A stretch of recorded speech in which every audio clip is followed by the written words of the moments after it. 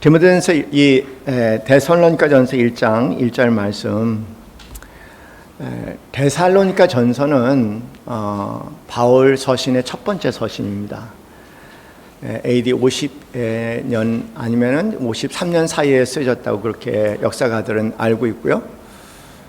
고린도에서 썼죠. 2차 전도 여행 때 고린도에 머물면서 디모데를 통해서 그 데살로니가 성도들이 얼마나 성실하게 여러 가지 핍박과 어려움 가운데 살아가는지를 듣고 큰 기쁨 가운데 그들을 격려하기 위해서 쓴 이 말씀이 바로 데살로니가전서 전체 내용입니다. 여러분, 참고적으로 데살로니가전서 있고 후서가 있잖아요. 근데 사람들은 그런 착각을 하는 거예요. 데살로니가전서가 쓰여져 있고 후서가 있으니까 이건 먼저 쓰고 곧 후서 이렇게 쓰지 않았나. 이 엄청난 시간의 관계 있고 다른 서신들이 가득 차 있다는 것도 참고적으로 기억하면 이렇게 연결되는 건 아니라는 거에 대해서 여러분 생각해 보셨으면 좋겠어요. 우리 일반적으로 전서, 후서 그러면은 고린도전서, 고린도 후서 사이도 시간이 엄청나게 어간이 있고 다른 서신들이 쓰여졌는데 그걸 잘 모르고 되게 고린도전서 읽고 난 다음에 고린도 후서, 데살로니가 전서, 후서 읽고 난 다음에 왜 이렇게 좀 내용이 다를까 생각하죠. 그 시간에 많은 어간이 있었고 많은 사건들이 있었기 때문에 그렇습니다. 어쨌든 데살로니가 전서는 이렇게 시작이 됩니다. 그런데 이제 소위 인사말이죠. 데살로니가 전서 1장 1절 말씀에 인사말이 이렇게 시작이 됩니다. 바울과 실루아나와 디모데는 하나님의 아버지와 주 예수 그리스도 안에 있는 데살로니가인의 교회에 편지하노니 은혜와 평강이 너에게 있을지어다. 은혜와 평강이 너에게 있을지어다. 이 표현은 바울 서신을 볼 때마다 등장하는 인사말입니다. 다른 서신들과 달라요. 바울 서신은 꼭 이 은혜와 평강이 너에게 있을지어다. 이 표현을 배운 다른 분들도 쓸 때가 있지만 사도 바울은 압도적으로 이 표현을 사용합니다. 참고적으로 몇 군데 저희가 쓰여진 것들을 한번 살펴볼게요. 보면은 로마서 1장 7절 말씀도 하나님 우리 아버지와 주 예수 그리스도를 쫓아 은혜와 평강이 있기를 원하노라 이렇게 시작이 됩니다. 고린도전서 1장 3절도 은혜와 평강이 있기를 원한다. 갈라디아서 1장 3절 말씀도 똑같이 은혜와 평강이 있기를 원하노라. 약간 베드로전서 에베소서에는 조금 변형을 가져왔죠. 은혜와 평강이 너에게 있을지어다. 빌립보서 1장 2절 말씀은 역시 은혜와 평강이 너에게 있을지어다. 빌레몬서도 은혜와 평강이 너에게 있을지어다. 이렇게 끝납니다. 다 인사말이 이렇게 시작이 되는 거예요. 이 둘 사이의 차이를 본다면 하나님의 은혜와 평강, 세상에서 알 수 없고 줄 수 없는 우리 하나님 아버지와 주 예수 그리스도의 은혜와 평강이 있을지어다라고 얘기하는 것은 축복하는 거죠. 사도 바울은 하나님의 은혜와 그리고 우리 주 예수 그리스도의 평강, 하나님 아버지와 주 예수 그리스도의 은혜와 평강이 우리에게 주는 주는 것이 무엇인지를 너무 체감하신 분이에요. 누구에게 이렇게 인사말로 듣는 것이 아니라 본인 스스로가 하나님의 은혜 그리고 평강이 뭔지에 대해서 아주 깊게 몸으로 경험하신 분입니다. 그거 없이는 아무것도 성립되지 않는다는 거 얘기하시는 것 같아요. 그래서 서신을 쓸 때마다 은혜와 평강이 있을지어다 얘기하고 은혜와 평강 안에 이런저런 말씀들을 지켜 행할 수 있다고 얘기하시는 것 같아요. 마치 그러니까 하나님의 은혜와 평강이 임하지 않으면은 우리가 하나님 말씀을 지켜 행하려고 안 된다고 얘기하는 것 같이 마치 항상 은혜와 평강이 너에게 있을지어다. 내가 하나님 말씀을 지키고 행하고 따르는 것은 나에게 그 하나님의 은혜와 영광이 은혜와 평강이 나를 지배하고 있기 때문에 그 은혜와 평강 가운데 내가 하나님 말씀을 살아낼 수 있는 거야. 그러니까 내가 가르치고 말하는 모든 내용들을 살펴보면은 근본적으로 하나님의 은혜와 평강이 있어야지만 가능하다고 말씀하시는 것처럼 아주 분명하게 이 부분을 말씀을 하십니다. 개인적으로 공감할 수 있는 내용이에요. 공감할 수 있는 내용입니다. 오랜 목사의 삶을 통해서 병상에서 누웠을 때 그때 느닷없이 임하신 하나님의 은혜, 그 은혜와 그 은혜 속에 말할 수 없는 평강을 경험하면서 이 사도 바울이 맨 서신마다 이렇게 은혜와 평강이 있기를 원하노라, 또 은혜가 평강이 있기를 간구하노라, 왜 이렇게 얘기했는지에 대해서 아주 제 자신도 100% 공감하게 돼요. 그 외에는 할 말이 별로 없구나. 제가 여러분에게 할 말은 없어요. 이렇게 살아라 저렇게 살아라 그냥 많이 얘기했지만 의미 없는 얘기입니다. 하나님의 은혜와 평강에 묻혀 살지 않으면 그 말씀들은 조금도 살아낼 수 있는 말씀이 아니에요. 은혜가 뭔가? 은혜가 뭔가? 바울이 얘기하는 은혜가 뭔가? 그 은혜를 경험하려면 마태복음 3장 이하의 말씀을 저희가 한번 살펴봐야 될 것 같아요. 마태복음 3장 13절로부터 17절 말씀을 보면 이렇게 시작이 됩니다. 이때 예수께서 갈릴리로부터 요단에 이르러 요한에게 세례를 받으려 하셨다, 이렇게 기록이 됩니다.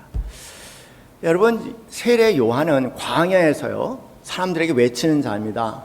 외치는 자는 회개하라고 외치는 자. 너희 죄인들이요 회개하라, 하나님 나라가 곧 임할 것이다. 그런 경고의 메시지를 계속 보냈습니다. 그리고 뭔지 모르게 마음에 좀 걸림이 있는 사람들은 그 이야기를 듣고 회개하고, 다음에 회개의 증표로 세례 요한에게 세례를 받기 위해서 이제 온 거죠. 요단강으로 온 거죠. 그렇게 외치고 있을 때 14절 말씀이 이때 예수께서 갈릴리로부터 요단강에 이르러 요한에게 세례를 받으려 하신다고 얘기합니다.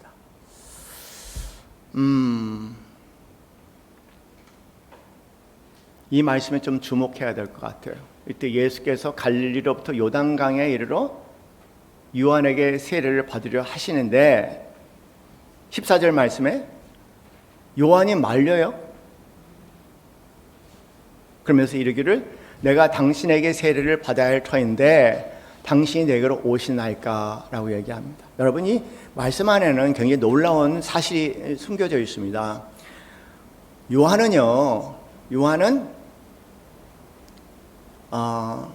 이 말씀 가운데 뭐냐면 요한은 예수님은 죄인이 아니라고 선포하는 말씀이에요. 그리고 이 말씀 가운데 또 하나 내포된 말씀은 뭐냐면 내가 사람들에게, 죄인들에게 회개하라고 외치면서 그들을 정화시키는 일을 정작 내가 하지만 인간 요한 나도 죄인일 수밖에 없으니까 내가 당신에게 세례를 준다는 것은 말이 되지 않습니까? 죄인이 어떻게 죄인이 아닌 사람에게 깨끗함을 줄 수 있습니까? 그러니까 말도 안 되는 얘기예요. 거꾸로 얘기해서 내가 당신에게 세례를 받아야 했다는 얘기는 정작 회개를 얘기하는 세례 요인도 어쩔 수 없는 죄인이라고 고백하는 말씀이 이 안에 담겨 있다는 사실을 우리가 알아야 돼요.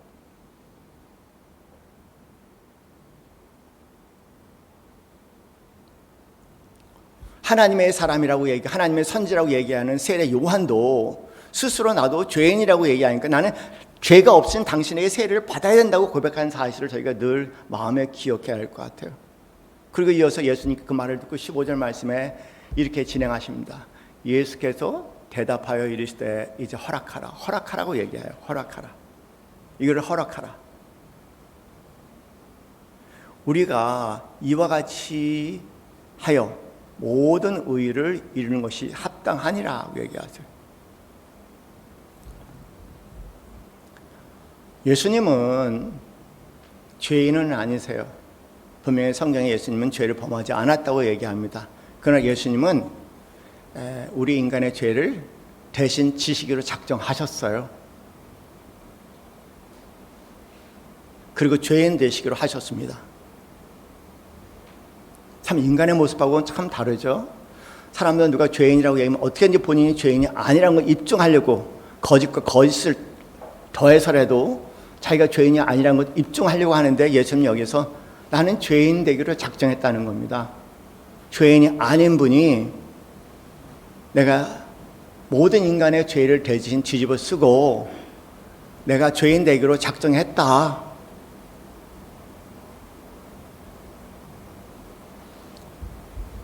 여기서 내가 너에게 세례를 받아야지, 죄인에게 세례를 받아야지, 그래야지 모든 의를 이루는 것이다 라고 얘기하십니다. 여러분, 여기서 이 예수님께서 받으시는 세례는 우리가 흔히 알고 있는 요한의 세례학은 근본적으로 다릅니다. 예수님께서 받으시는 세례는 요한의 세례를 받고 있지만, 물의 세례를 받고 있지만, 근본적으로 예수님께서 언급하시는 여기의 세례는 뭐냐면 예수님의 보혈입니다. 예수님의 보혈의 세례를 받는 것을 십자가의 예수님의 보혈의 세례를 얘기하는 겁니다. 우리가 받는 것은 예수님의 십자가 보혈의 세례예요. 그걸 잊지 않았으면 좋겠어요. 우리는 예수님의 보혈의 세례를 받은 존재들입니다. 그럴 때만이 이제 합당하다. 여기서 나오는 의라는 것은 올바른 삶을 사는 것이 아닙니다. 여기서 의라고 얘기하면 하나님과 올바른 관계에 들어갈 수 있다, 그런 얘기입니다. 하나님과 올바른 관계에 들어갈 수 있다. 하나님과 올바른 관계에 들어가려면 죄의 용서함을 받아야 되는데, 그 용서함은 오직 예수 그리스도의 십자가의 보혈을 통해서만 가능하다. 그 세례를 통해서만 가능하다고 아주 분명하고 선명하게 말씀하시는 겁니다. 여러분, 죄에 대해서 말할 필요가 없어요. 죄인이 아닌 사람이 하나도 없어요. 여기 지금 세례 요한도 본인이 죄인이라고 인정을 했지 않습니까? 우리가 죄에 대해서 얘기하는 이유는 죄를 지으면서도 본인이 죄를 지는 걸 몰라서 그러는 거죠. 그러나 본인이 죄인이라고 얘기하고 죄인이라고 느끼는 사람이 굳이 죄에 대해서 그렇게 연연하고 매어 있을 이유는 하나도 없어요. 우리는 1000번, 100번 태어나도 인간으로 태어난다면 죄인일 수밖에 없어. 인간은 구조적으로 죄인이에요. 그냥 구조적으로. 인간은 구조적으로 한계를 가지고 있는 그런 불완전한 존재고, 인간은 생리학적으로도 구조적으로 모순적인 존재예요. 도대체 누가 나는 죄를 지지 않아서 어떻게 그런 말을 할 수가 있어요? 어떻게 그렇게 황당한 말을 할 수 있어요? 나는 죄에 관계없어. 그런 말을 감히 누가 할 수 있냐고요. 몰라도 너무 몰라 자신에 대해서 모르는 사람이죠. 한 예를 말씀을 드릴게요. 저는요, 여기는 60km로 가야 되는 길이래. 그래서 제 나름대로 한번 지켜보자. 그리고 60km로 이렇게 갔어요. 그랬더니 뒤에서 빵빵빵 빨리 가라고 난리야. 그래도 지키려고 했어.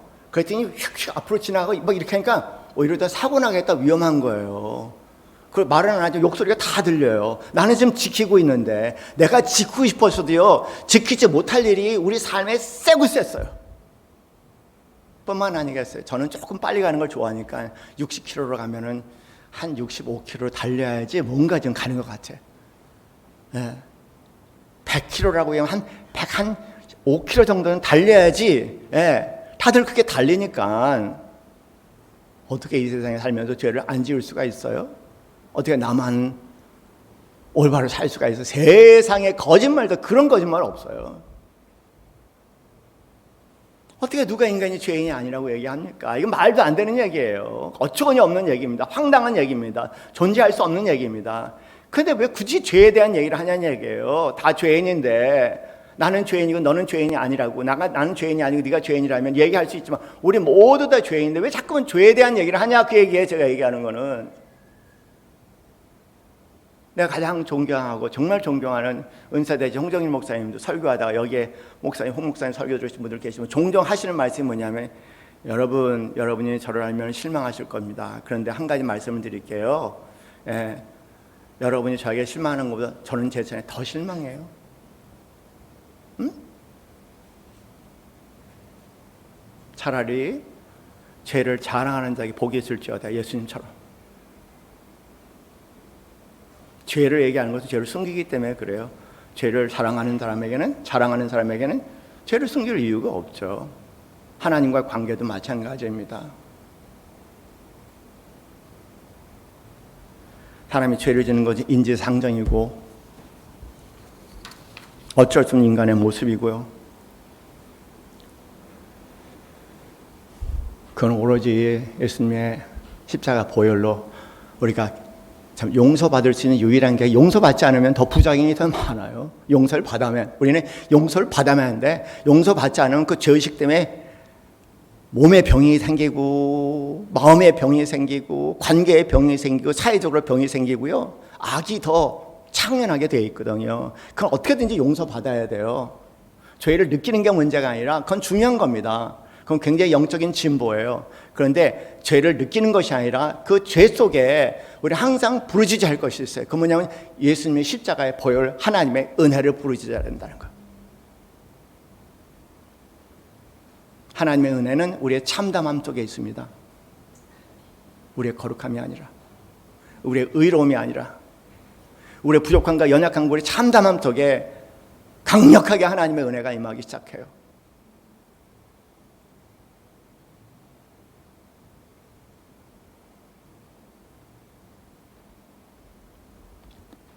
그런데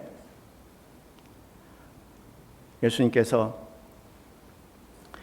16절 말씀에 세례를 받으셨습니다. 이 세례는 당신이 베푸실 십자가 보혈의 세례를 상징하는 세례라고 저는 생각합니다. 그 세례를 받으니까, 그리고 딱 물에서 올라왔더니 드디어 놀라운 일이 있어요. 하늘이 열리고 하나님의 성령이 비둘기같이 임하고, 그리고 소리가 들리는데 17절 말씀에 하늘부터 소리가 있어 말씀하시는 내가 사랑하는 자요 내가 기뻐하는 자라 하시니라 말씀하십니다. 이 말씀은, 이 16절 17절 말씀은 특이한 말씀이에요. 우리 그리스도인들이 믿는 하나님은 성삼위 하나님입니다. 기억하세요. 성삼위 하나님이에요. 항상 성삼위 하나님입니다. 하나님 아버지, 그다음에 하나님 예수 그리스도, 그다음에 하나님 성령님이에요. 그 세 분을 우리는 총칭해서 하나님이라고 얘기를 하죠. 그런데 어디에도 이 세 분이 동시에 등장하는 성경 구절이 없는데요. 최초로 여기 16절, 17절 말씀에 성부, 성자, 성령이 다 함께 동장하는 매우 놀라운 본문이에요. 예수님이 계시죠. 성령이 임하시죠. 그 다음에 하나님 아버지의 음성이 들리죠. 십자가의 사건은 놀라운 사건이거든요. 십자가의 세례의 놀라운 은혜는 뭐냐면 단지 죄의 용서가 아니에요. 십자가 한 면은 죄의 용서지만 또 한 면은 이 죄인을 끔찍이 사랑하는 하나님의 음성이 있다는 겁니다. 그것이 17절 말씀에 하늘로부터 소리가 있어 말씀하실 때에는 내 사랑하는 아들이요 내가 기뻐하는 자라고 말씀하신다는 사건이에요. 여러분, 십자가를 생각할 때 항상 기억하세요. 양면성이 있습니다만은 나의 죄를 용서하신 하나님에 대해서 감사하지만 또 한편으로는 이런 나를 사랑하시는 하나님, 이런 나를 예수님 통해서 우리에게 전하시는 메시지, 내가 사랑하는, 내가 기뻐한 자라고 말씀하시는 이 메시지가 함께 십자가에 양면성이 있다는 사실을 늘 기억하셨으면 좋겠어요. 내 죄를 용서하는 것은 그거로는 한 면입니다. 너무 신기한 것은 그 용서가 아니라 또 나를 또 그렇게 끔찍이 사랑하신다는 겁니다. 그 사랑을 경험하신다면 이 표현, 우리 찬송가 부른 그 사랑 표현을, 그 사랑을 경험하면, 십자가 이면에 있는 그 사랑을 경험하면은요 다 표현할 수가 없어요. 그래서 우리 찬송한 것처럼 다 표현 못해도, 다 고백 못해도, 그 사랑에 대해서 다 알지 못해도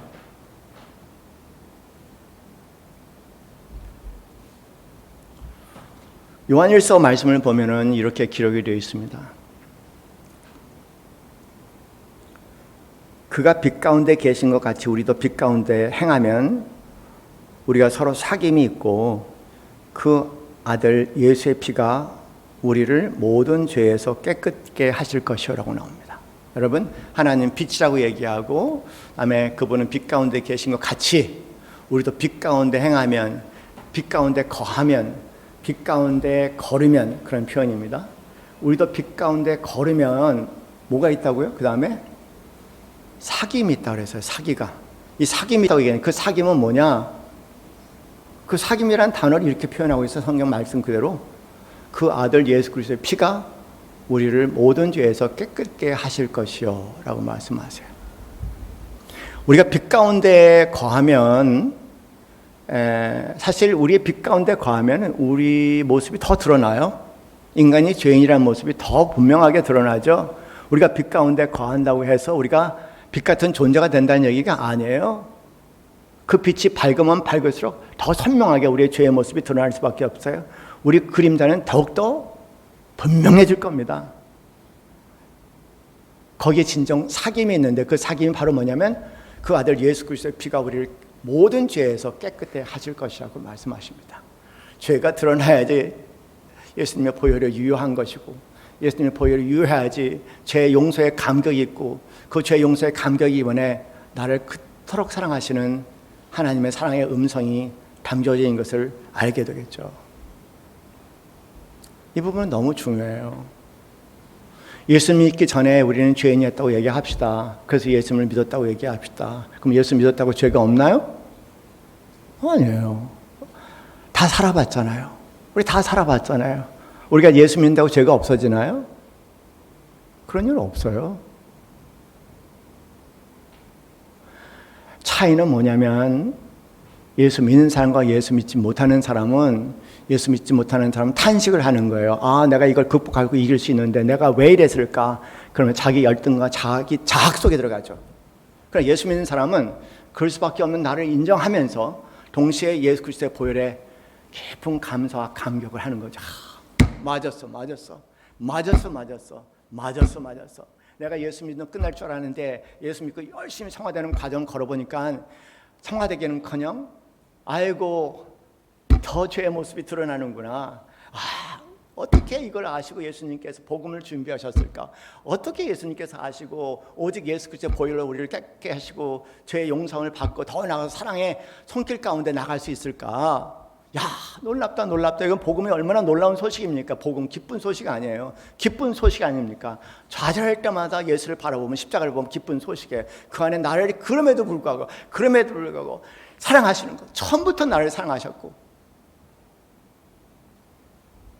똑같은 얘기를 자꾸만 반복해서 죄송한데 뭐 전할 말이 별로 없어서 그래요. 그 외에는 뭘 전합니까?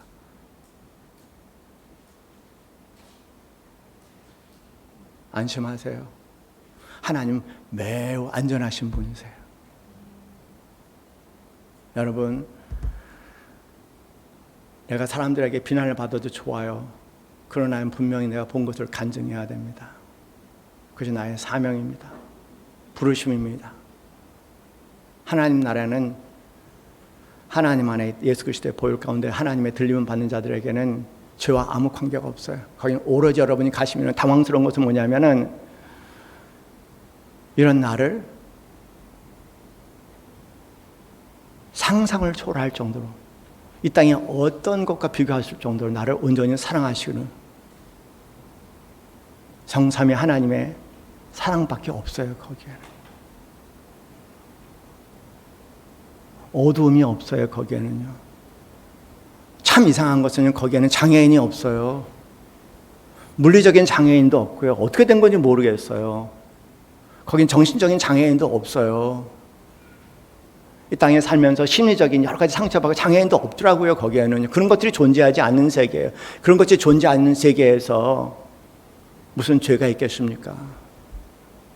그건 하나님의 사랑밖에 없어요. 내가 제일 내 자신을 포함해서 이해하지 못했던 시기가 있어요. 뭐냐면 사람들에게 자꾸만 죄의식을 불러놓고 죄책감을 불어넣어서 뭘 하고자 하는 것일까? 여러분, 죄책감과 죄의식이 우리가 할 수 있는 게 아무것도 없어요.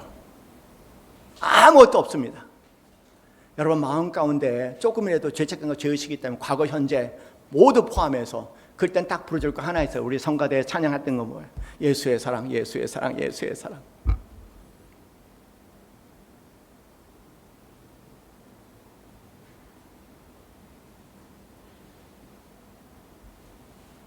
나의 죄의 자국에 나의 죄책감을 느껴지는 자리에 뭐 죄가 우리를 거룩하게 만들어요? 죄는 그냥 거룩하게 만드는 것이 아니고 자기 의의를 부르짖는 거예요. 내가 그런 인간이 아닌데, 나 그렇게 안 살 수도 있는데, 그렇게 되지 않을 수도 있는데, 내가 참 실수해서, 내가 약해서 그렇게 했다. 안 돼요, 그거요. 그런 인간이에요. 인정하고 수용해야 돼요. 근데 그 인정을 수용하지 않으면 사람들에게 조종당하는 거예요. 계속 조는 거예요. 인본주의적인 기독교는 사람들의 끊임없이 죄책감을 일으켜서 두려움을 일으켰고, 그 지도자가 원하는 쪽으로 다 사람을 조종하고 통제하려는 것이 인본주의적 기독교라고 얘기해요. 하나님 중심적인 기독교는 그렇죠. 십자가의 보혈에, 그 십자가의 보혈의 세례 속에 할렐루야, 할렐루야, 어떤 상황 어떤 저 할렐루야 감사하고 감격하고 참 다행이다, 참 다행이다, 나에게 복음이 있어 너무 다행이다. 그 이면에 이런 나를 이렇게 끔찍이 사랑하다니 참 신비하고 놀랍고 경이롭다는 감격과 감탄 속에 매일 삶을 확신 가운데 안전하게 살아가는 삶이 복음입니다. 다시 말씀드릴게요. 하나님은 가장 안전하신 분이에요. 응? 하나님 아주 안전하신 분이에요. 안전이란 아주 안전하신 분이에요. 겁먹지 마세요. 아주 안전하신 분이에요. 그 안전하신 하나님께 나가는 거 가로막는 거 아무것도 없어요. 가면 돼요. 예수 그리스도의 십자가의 보혈을 붙잡고 가면 되는 거예요. 아주 안전하신 분이에요. 인간 같지 않아요. 겁주는 분 아니에요. 오히려 인간들이 겁주는 신앙에 고생했지라고 우리 다독거릴 수 있는 하나님 실증을 주면 우리 절대 겁주시는 분은 아니에요.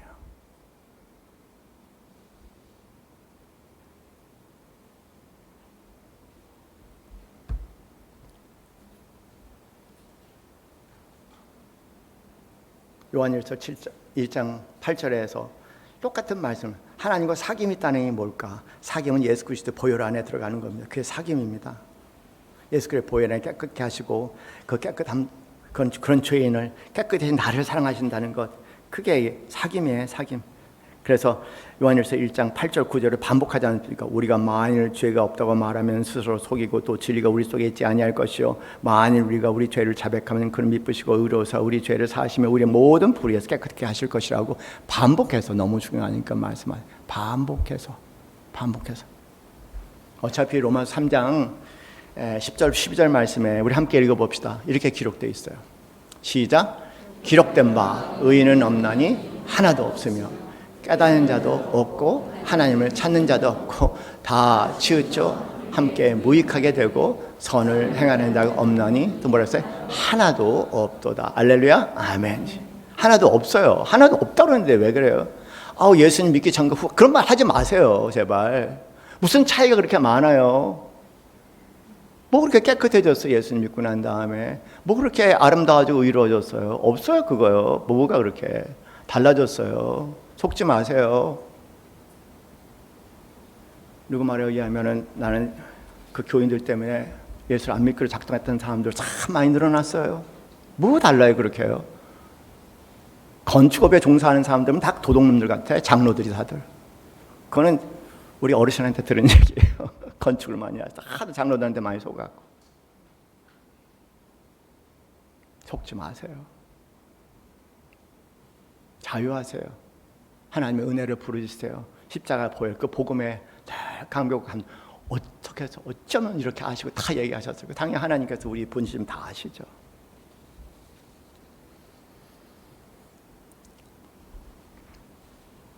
사도 바울은 이걸 다 경험했어요. 이 모든 걸 총체적으로 경험했죠. 그러니까는 은혜, 그걸 은혜라고 얘기하지 않습니까? 다 그 은혜를 경험하지 못해서 생기는 문제야. 다 그 은혜 위에 은혜보다 더 깊은 은혜 위에 은혜까지 경험하면은 그래서 비교적 그런 삶이 조금 더 자유할 수 있는데, 그러니까 아직 그 은혜를 경험하지 못해서 그런가?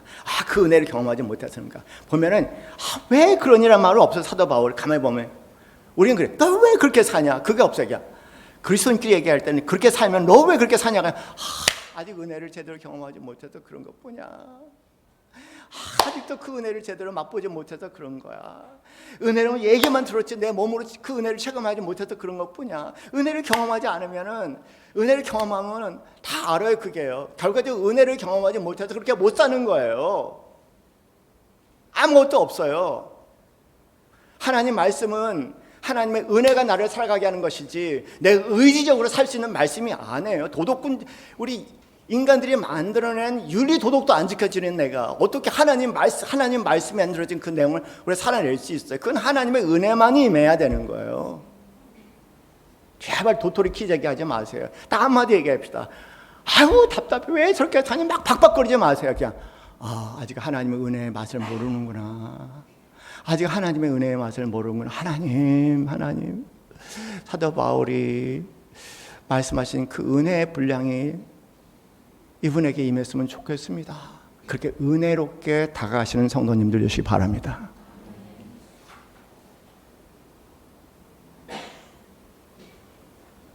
하나님의 은혜를 맛본 자가 그렇게 살 수는 없죠.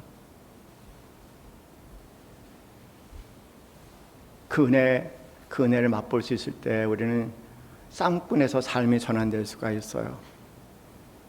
우리는 쌍꾼이에요. 뭐든지 싸우려고 그래. 까먹고 대단한 쌍꾼들이에요. 쌍꾼이 아닌 척하면서도 속으로 쌍꾼이든가, 그렇지 않으면 대놓고 쌍꾼이든가. 인간이 생각보다 되게 싸나웠습니다. 조심해야 돼요. 누구에 대한 얘기가 아니라 나나 우리 모두에 대한 얘기입니다. 왜냐하면 평화를 몰라서 그래요. 그 은혜가 임할 때 그 은혜 속에 담겨지는 평화가 있습니다. 요한복음 14장 27절 말씀에 이런 말씀이 있잖아요. 우리 함께 읽어봅시다. 평안을 너에게 끼치오니 곧 나의 평안을 너에게 주노라. 내가 너에게 주는 것은 세상에 주는 것 같이 아니하니라. 너희는 마음에 근심하지도 말고 두려워하지도 말라. 그랬습니다. 너무 신기한 것은요, 우리 뇌에 근심과 관련되어 있고 두려움 관련되어 있는 뇌가 있어요. 그 뇌를 제가 몇 번째 언급했지만 편도체라는 놈입니다. 이 편도체라는 놈은요, fear, 두려움의 본체예요. 그래서 이 뭔가 이 여러 가지 이유에서 다양한 색깔을 가지고 있는 것들이 나에게 다가와서 나에게 조금이라도 fear, 두려움을 일으키면 우리는 쌍꾼으로 변하는 거예요. 쌍꾼 아니면 도망자라고 얘기하는 것은 그냥 막 싸우는 게 아니라 이제 언젠가 공격할 것을 마음에 품고 뒤로 물러서는 걸 얘기를 하죠. 우린 쌍꾼이에요. 그런 면에서 편도체가 약간 게 쌍꾼이에요. 그런데 그 편도체에 말이죠, 놀란 것은 그 편도체에 하나님의 은총이 딱 임하니까 안심하라. 안전, 그 편도체가 두려움의 편도체가 안전의 편도체로 바뀌는 거예요. 나는 이게 너무너무 신기해요. 세상에 이런 일이 있을 수 있나? 이야, 너무 신기한 거예요. 옛날에 다 두려움이 된 불안의 대상이 됐던 것이요, 딱 하나님의 은혜가 임하니까, 그 은혜 속에 하나님의 사랑이 임하니까는요, 그 편도체가 안전 편도체가 되는 거예요. 이 일 저 일이라도 안심하라. 안전을 하나님께서 하실 것이다. 하나님께서 인도하실 것이다. 하나님 하시는 일이다. 그러니 할렐루야.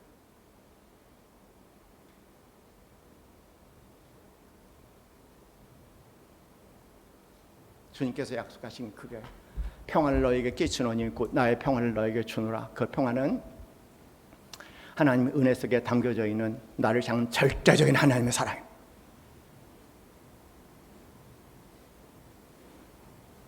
절대적인 하나님의 사랑이에요. 조건이 아니라, 다시 말씀, 무슨 사랑이요? 절대적이다. 이 단어를, 절대적인 하나님의 사랑이에요.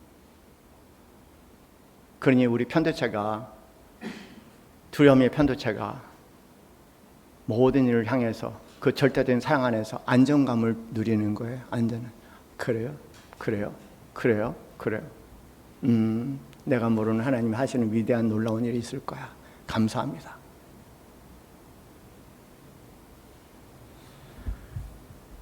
그래서 사도 바울은 그 담대한 삶을 살아낼 수 있었지 않습니까? 본질적으로 저는요, 성령이 임하시면 우리 물리적인 구조가 바뀌어요.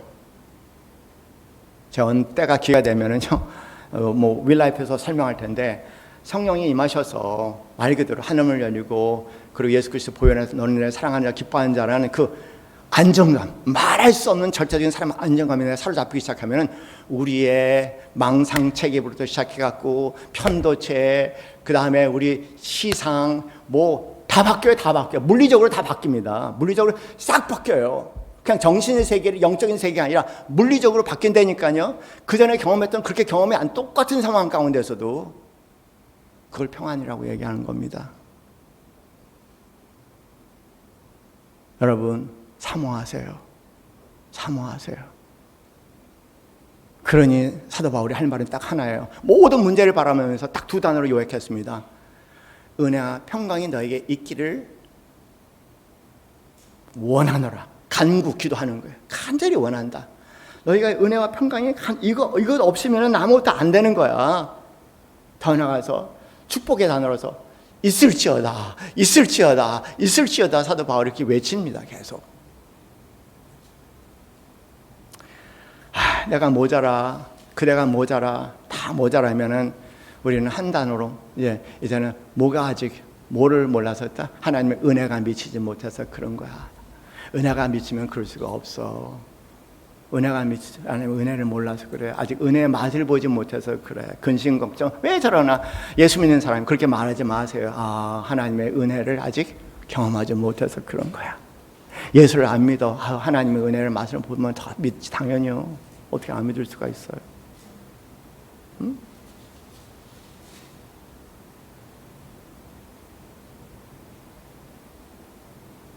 그럼 매일마다 간구하시고 나를 위해서 너를 위해서 하나님의 은혜와 평강이 내 삶에 임하기를 바랍니다.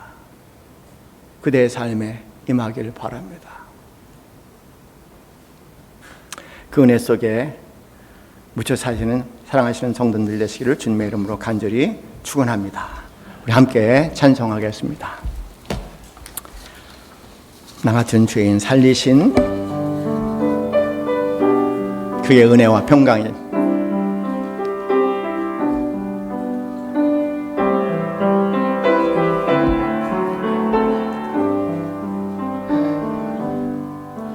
나 같은 죄인 살리신 주 은혜 놀라워 잃었던 생명 찾았고 광명을 얻었네. 큰 죄악에서 건지신 주 은혜 고마워. 나 처음 믿은 그 시간 귀하고 귀하다. 이제껏 내가 산 것도 주님의 은혜라. 또 나를 장차 본향에 인도해 주시리.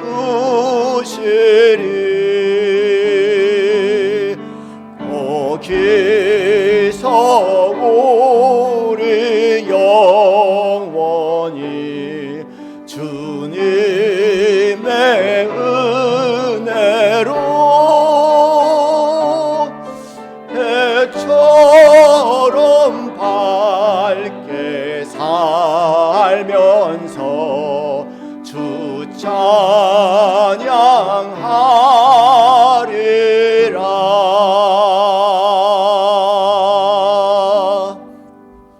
함께 기도합시다.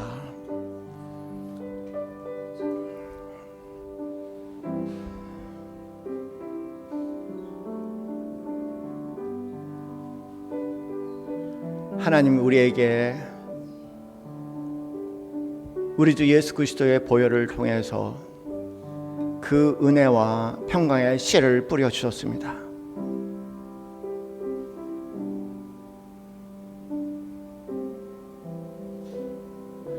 간절히 기도합니다.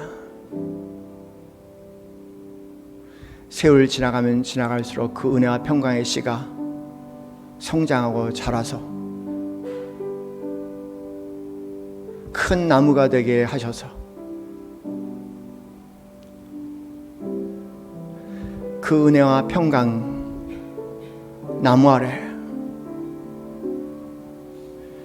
거하는 자들이 하나님의 나라를 맛볼 수 있는 도움의 손길을 허락하여 주시옵소서. 주님, 마음의 모든 생각을 접게 하옵소서.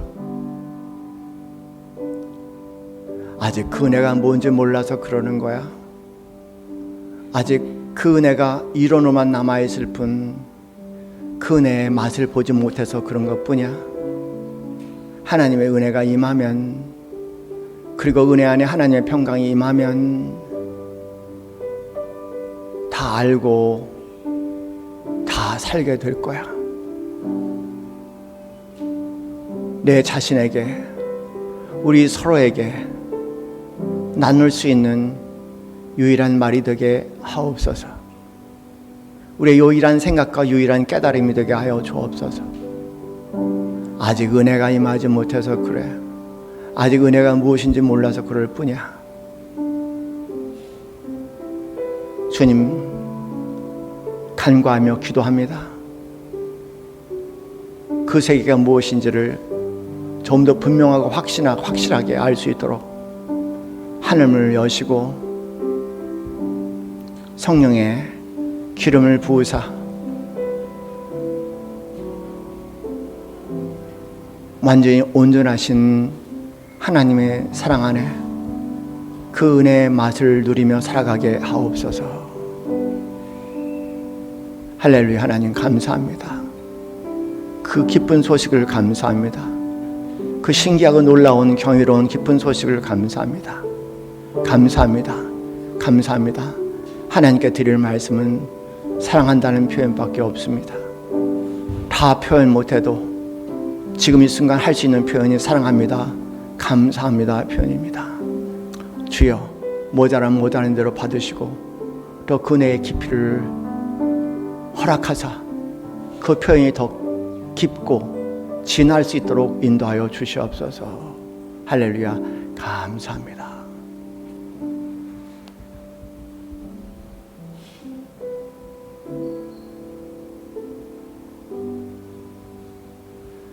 이제는 우리 주 예수 그리스도의 그 크신 은혜와 하나님 아버지의 지극하신 사랑과 성령님의 교감하심이 나날이 하나님의 은혜를 더 깊이 체감하며 온통 삶이 하나님의 은혜와 평강 속에 지어지기 소원하는 이 자리에는 모든 성도들 머리 위에 지금부터 영원까지 함께 있기를 간절히 축원하옵나이다. 아멘.